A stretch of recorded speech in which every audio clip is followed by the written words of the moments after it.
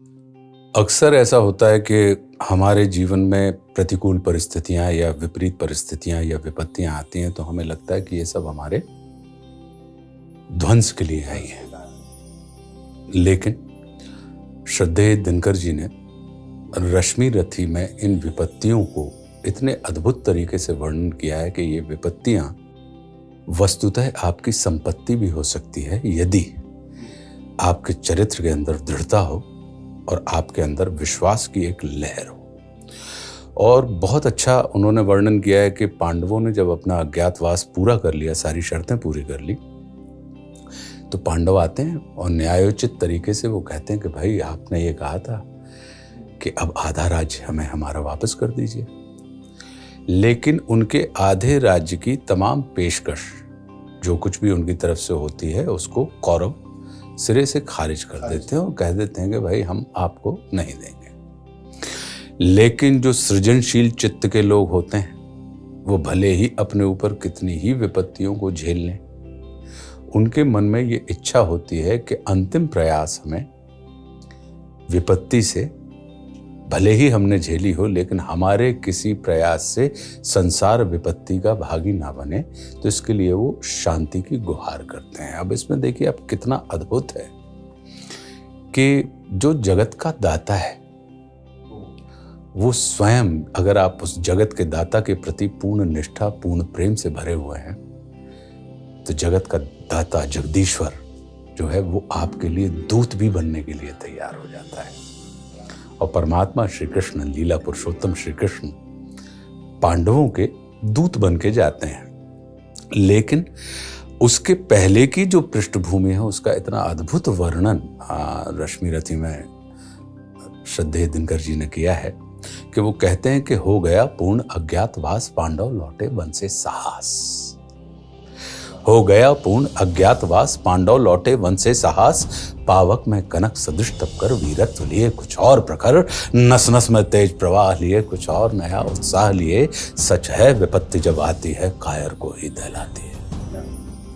वो विपत्तियों में आप निरंतर, अक्सर विपत्तियां जब आती हैं तो हम और आप जैसे सामान्य लोग क्या होता है कि हम अपने कर्म से विमुख हो जाते हैं, उद्योग से विमुख हो जाते हैं। लेकिन जो शौर्यवान होते हैं या जिनको अपने कृतित्व पर, जिनको अपने पुरुषार्थ पर, अपने व्यक्तित्व के ऊपर पूर्ण भरोसा होता है, वे निरंतर किसी ना किसी किस्म का उद्योग करते रहते हैं अपनी विपत्तियों से छुटकारा प्राप्त करने के लिए। तो वो कहते हैं कि जो आप पड़ता सब सहते हैं, उद्योग निरत नित रहते हैं। शूलों का मूल नसाने को, बड़ खुद विपत्ति पर छाने को। है कौन विघ्न ऐसा जग में, टिक सके वीर नर के मग में। खम ठोक ठेलता है जब नर, पर्वत के जाते पांव उखड़। मानव जब जोर लगाता है पत्थर पानी बन जाता है।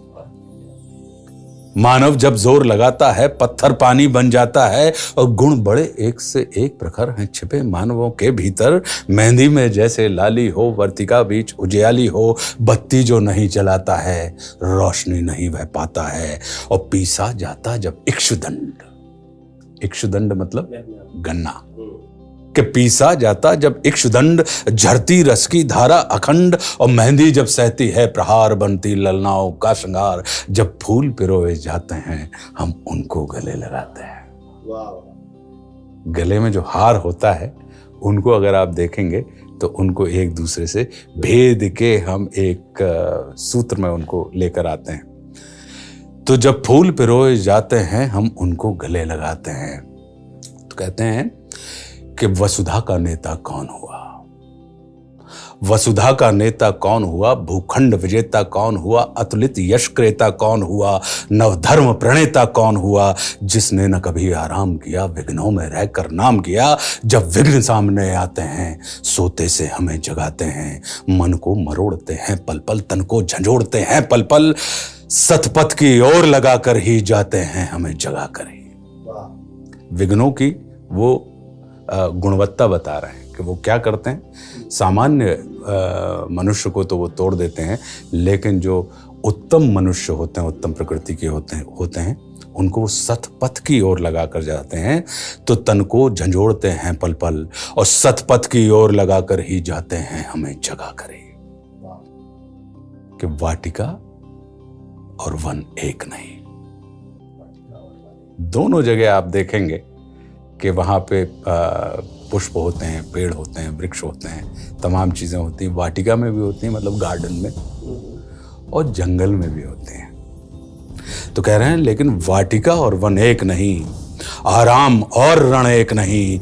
वर्षा अंधड़ आतप अखंड, पौरुष के हैं साधन प्रचंड। और वन में प्रसून तो खिलते हैं, बागों में शाल न मिलते हैं। शाल के जो वृक्ष ऊंचे ऊंचे खड़े रहते हैं कि वन में आपको फूल तो मिल जाएंगे, लेकिन बगीचों में शाल के वृक्ष नहीं मिलेंगे। तो वन में प्रसून तो खिलते हैं, बागों में शाल न मिलते हैं। कि कंकरियां जिनकी सेज सुघर, छाया देता केवल अंबर।